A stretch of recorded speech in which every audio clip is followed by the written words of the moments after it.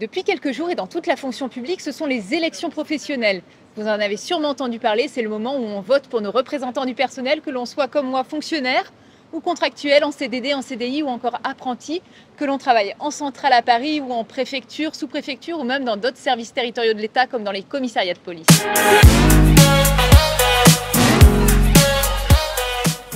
Je trouve qu'il est toujours très intéressant de s'intéresser à l'histoire du syndicalisme, notamment dans un ministère comme le nôtre. Je ne sais pas si vous le savez, mais c'est à la fin du 19e siècle que les statuts des policiers sont alors multiples. Certains dépendent des municipalités, d'autres de la préfecture de police de Paris, d'autres directement du ministère.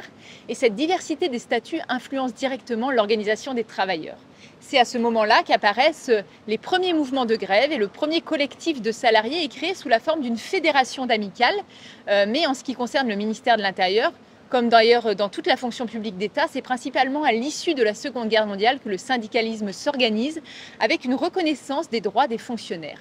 Concrètement, un syndicat a plusieurs missions. Il représente un corps de métier spécifique et défend les droits, les acquis de cette profession. Il fait entendre la voix des professionnels et leurs revendications.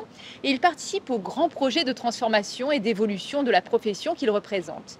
Il siège notamment dans les réunions et commissions où sont traités les sujets de réforme, d'évolution des cadres de travail, de l'hygiène, de la sécurité au travail, ainsi que parfois dans des situations individuelles des agents.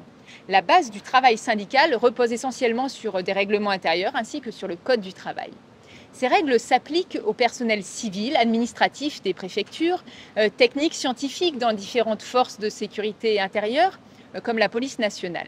Au sein de la gendarmerie nationale, les choses sont un petit peu différentes du fait du statut militaire des gendarmes. C'est le Conseil de la fonction militaire qui a été créé en 1990 et qui est composé de 79 membres, qui a le rôle d'émettre des avis sur les textes d'évolution d'organisation, de dialoguer avec l'administration, de faire remonter les préoccupations des militaires de la gendarmerie. D'autres personnels du ministère de l'Intérieur et des Outre-mer sont également soumis à des contraintes particulières. Par exemple, les préfets ont l'interdiction de se syndiquer et de participer à une manifestation du fait de leur devoir de réserve et de la continuité de l'État. Aujourd'hui, dans la fonction publique, on vote tous les 4 ans.